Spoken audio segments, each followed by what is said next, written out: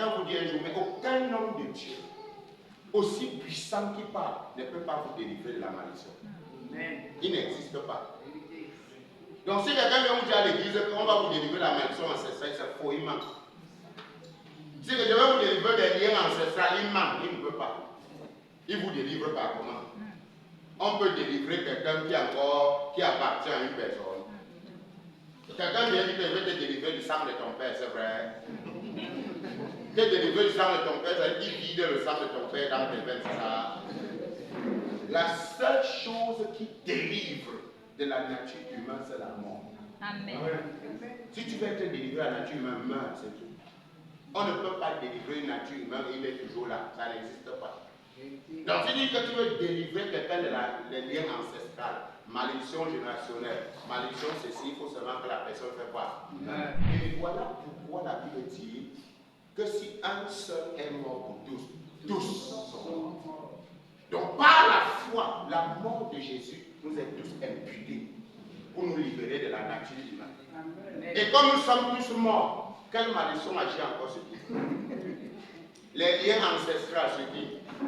Quelqu'un dit non, vraiment ton nombril ombilical, quand tu es né, on a trafiqué ton nombril. Je prie pour que là, on a trafiqué ton nombril. Au nom de Jésus, je libère ton nombril et ton placenta.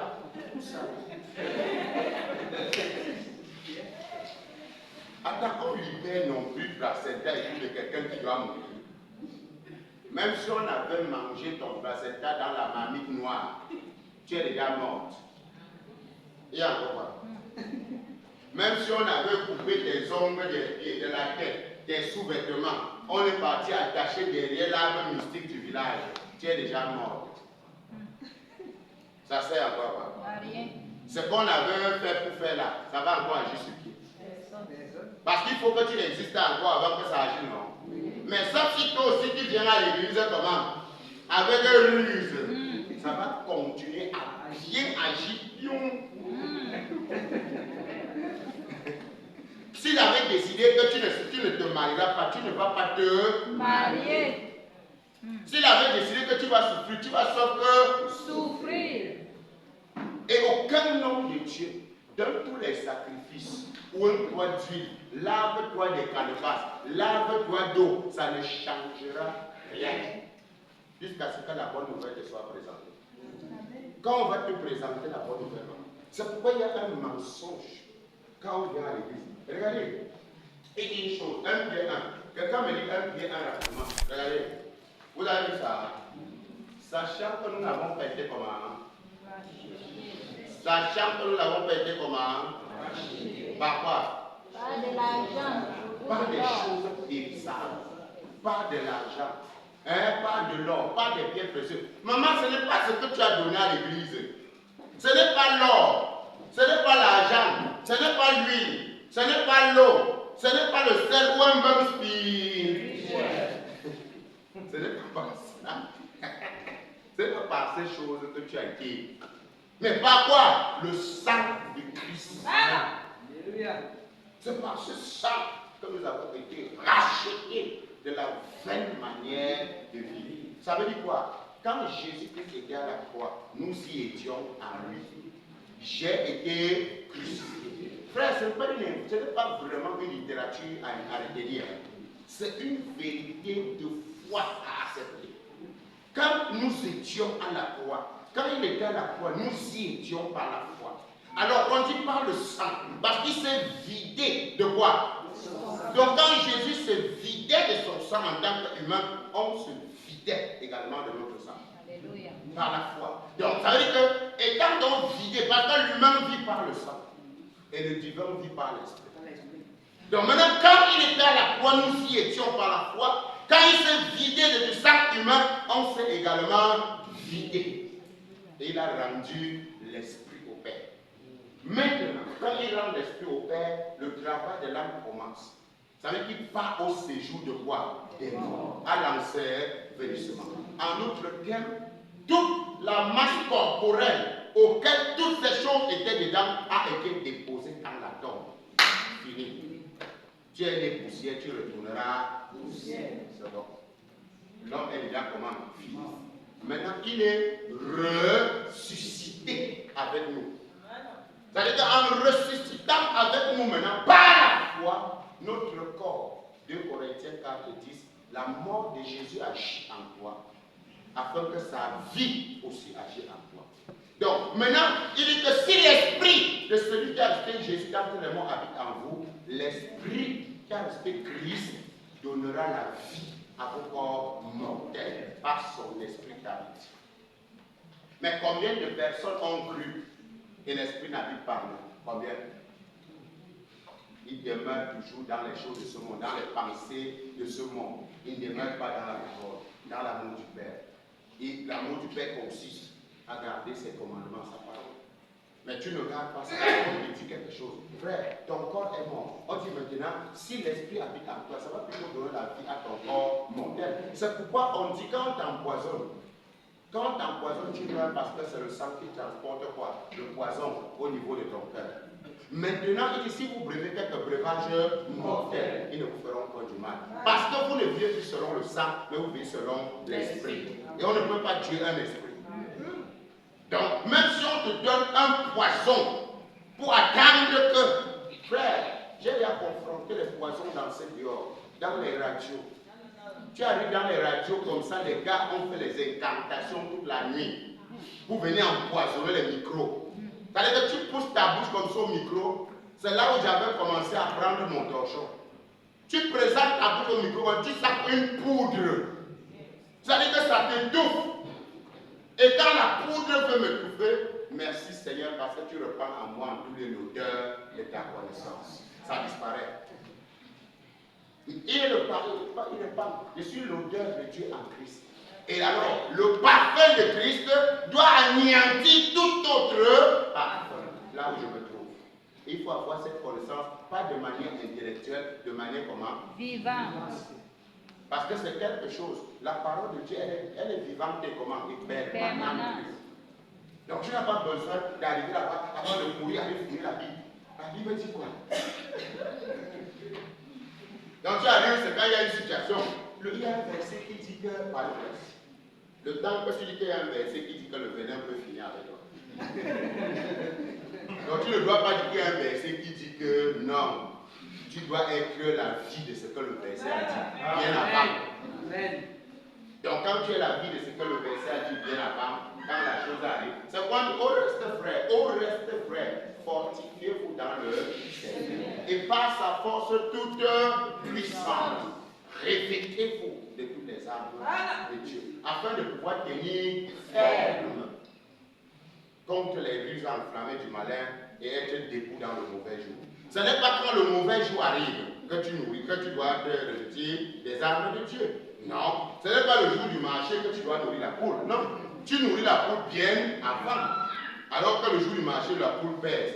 Il y a des gens qui attendent que je dois vendre ma poule demain. Il vient mettre un seau de maïs, frère, l'estomac de la poule. L'estomac de la poule ne peut pas. Il faut faire ça avant. Et il en est ainsi pour nous chrétiens. Parce que quand je lis la Bible, oui, on me dit que ce n'est pas par de l'argent. Ce n'est pas par des pierres précieuses, ce n'est pas par de l'or, ce n'est pas par des choses périssables que j'ai été sauvé. J'ai été racheté, j'ai été délivré, j'ai été guéri. C'est donc par quoi? On me dit c'est par le sang. Comme des agneaux sans tête immolés avant la fondation du monde et manifesté en CDN à cause de moi. Donc si Jésus s'est manifesté, c'était pour que j'entre dans la prédestination de la vie du Père. Et il l'a fait. Maintenant, je vais arriver dans une église. L'homme de Dieu va me dire, pour que tu sois sauvé, pour que tu sois délivré, pour que tu sois, il te faut une somme d'argent, il te faut 2 bouteilles de vin. Parce qu'il prend le vin là pour boire. Il faut 2 bouteilles de vin, il faut 2 bouteilles d'huile, il faut, j'ai vu l'autre avion devant les gâteaux. Donc, la partie que le gars prescrit, et après que sur ça tu mets 270 100 francs. Donc voilà le matériel prescrit par un faux prophète pour guérir quelqu'un. Et maintenant c'est quoi? Le problème c'est que toi aussi tu as des problèmes, non? Hein? Tu veux la solution? On fera quoi? Toi aussi, ouais, homme de Dieu, je n'ai rien, il n'y a même pas l'argent, je fais comment? Oh, la miséricorde de Dieu, tu as combien? Mais je ne dis pas sur le matériel, tu achètes, non. Homme de Dieu, je sais que le matériel, on ne peut pas discuter le matériel. Je parle sur la main d'œuvre.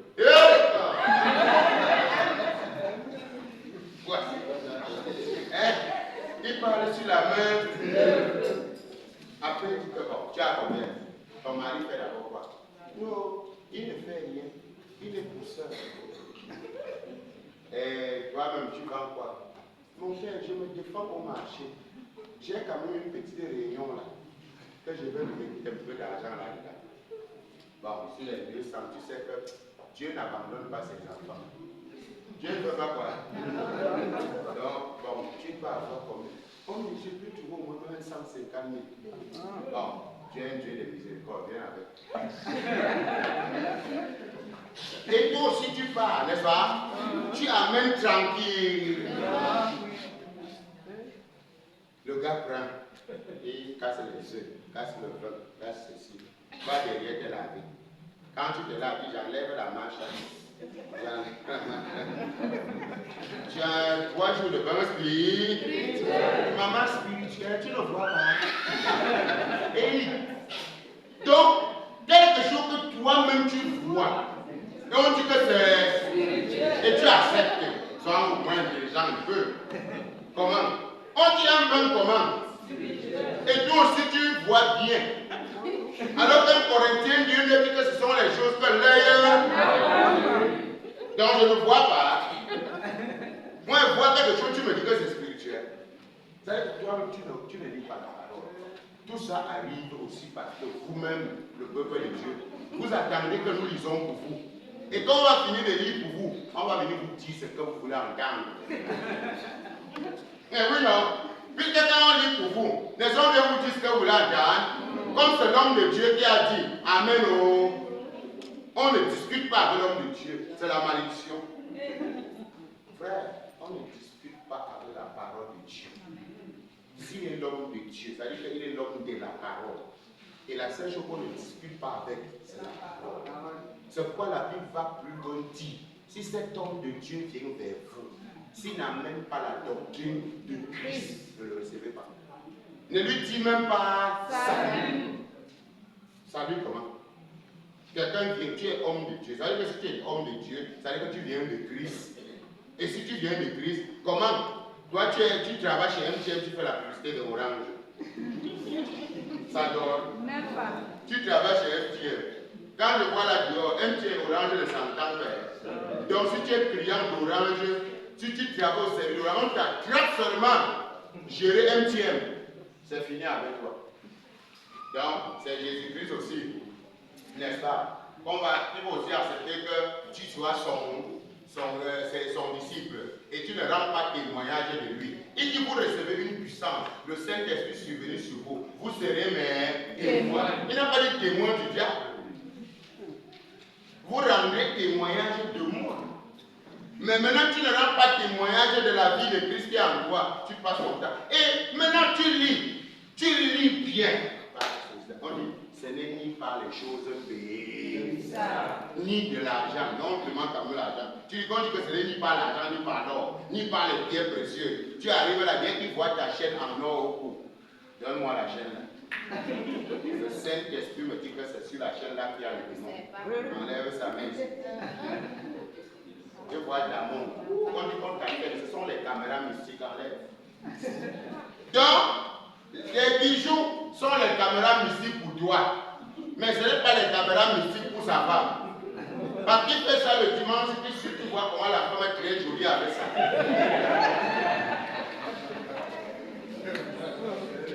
Et après, quand tu lui poses la question, mais mon père, j'ai vu les bijoux. Non, chez elle, ça s'est sanctifié. Mais c'est chez toi que c'est les caméras. Vous voyez? Frère, nous devons demeurer dans la vérité de la parole. On ne doit pas vous tuer n'importe comment. Vous devez demeurer dans la vérité de la parole. Lisons ceci, Galates. Soyez rapides. Après avoir commencé par l'esprit, vous voulez maintenant finir par la chair. On comprend ça. vous aux yeux duquel l'évangile des apôtres a été présenté, vous aux yeux duquel on a annoncé que Jésus est mort pour le péché, il était enseveli, il est ressuscité pour votre justification. Êtes-vous tellement dépourvu d'intelligence? Vous avez commencé par l'Esprit, vous avez cru au Seigneur Jésus-Christ, on vous a amené dans les eaux du baptême, vous avez reçu le Saint-Esprit, vous avez parlé même en langue. Et vous avez fini ça, maman, l'Esprit. Donc, vous avez commencé par l'Esprit. Maintenant, vous voulez finir par les bonnes spirituelles. Vous voulez finir par les brisements des liens et les malédictions ancestrales et générationnelles. C'est comme ça que vous voulez déjà finir. Alors, 13 et 14 dit quoi? Écoutez bien. Christ nous a racheté de la malédiction. Des liens. Il nous a racheté des liens, des malédictions, des liens ancestrales, générationnels, parentaux, tout ce qu'on peut citer. Il nous a, le temps qui est conjugué là, c'est le passé composé. Il nous a, pas qu'il fera après, entrer en possession de ta liberté. Amen. Vas-y. Voilà. Alors, frère, quand tu comprends que tu lis un truc comme ça, tu t'assois, l'homme de Dieu vient dire, je vois, il y a des esprits qui te poursuivent. Tu dis, homme de Dieu, il passe par où? Il y a un plan du diable qui veut bloquer ta destinée. Ouais, homme de Dieu, et on fait comment? Ah, je vais prier Dieu pour voir ce qu'il veut faire. Chacun dit, c'est toi qui l'as fait. Allô, mon père, tu as trouvé ce qu'il faut faire. Alors qu'on vient de dire que quoi? Christ, n'est-ce pas? Hein? Nous a affranchis, nous a libérés de cette condition, en devenant lui-même dans la condition humaine.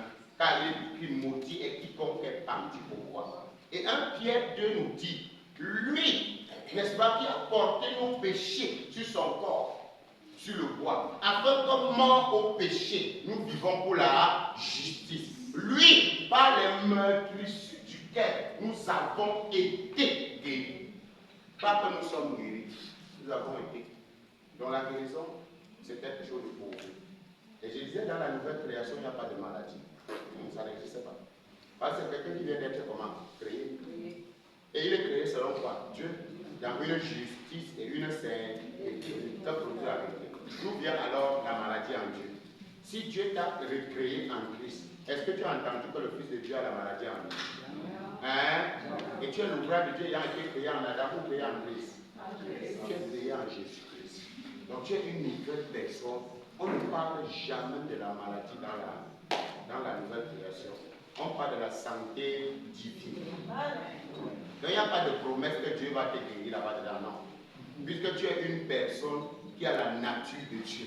Et la nature de Dieu ne peut pas subir les maladies. Et vous voyez, il dit qu'il nous a racheté, nous dit qu'il fait partout, afin que la bénédiction d'Abraham eût pour les païens son accomplissement en Jésus-Christ.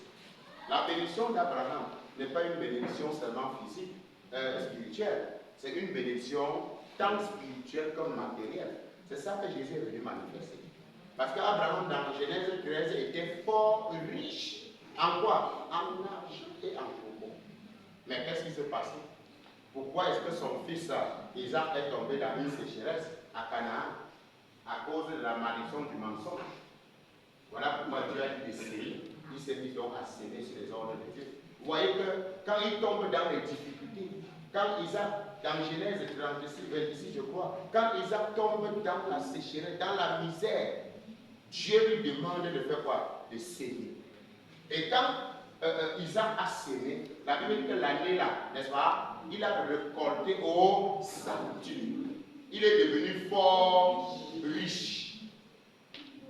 Donc il y a dans les situations que Dieu te dit, ma fille, mon fils, fais quoi? Fais quoi? Bien sûr.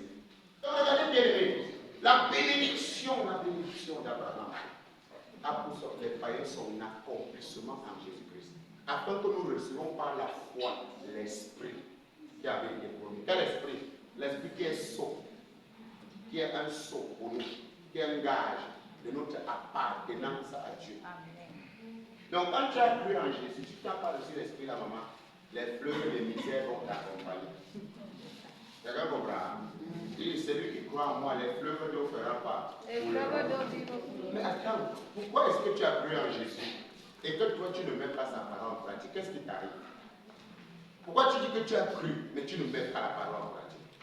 Et on ne voit même pas ta vie, la vie de la parole. On ne voit pas. Il dit celui qui croit les fleuves d'eau vivant couleront. Il dit cela de l'esprit. Tu devais recevoir ceux qui croiraient en lui. Donc, ça veut dire que maman, toi tu as cru en Jésus. Maintenant tu as reçu l'esprit de vie en toi. Et arrivé à l'église, l'homme de Dieu dit qu'il y a un homme fort dans ta vie. Hein? Et toi, quand il dit qu'il y a un homme fort, toi aussi tu dis quoi? Viens à la télé. Le bout du tunnel, c'est un programme. Ton bout de tunnel se présente déjà. Que tu étais dans quel tunnel? Quelqu'un assis en Christ, nouvelle créature, tout pleinement en lui. Toi, tu me dis que tu étais dans le tunnel jusqu'à tu vas me sortir de mon bout de tunnel. Et toi aussi, tu te mets à croire. N'est-ce pas, non? Tu te mets à faire quoi?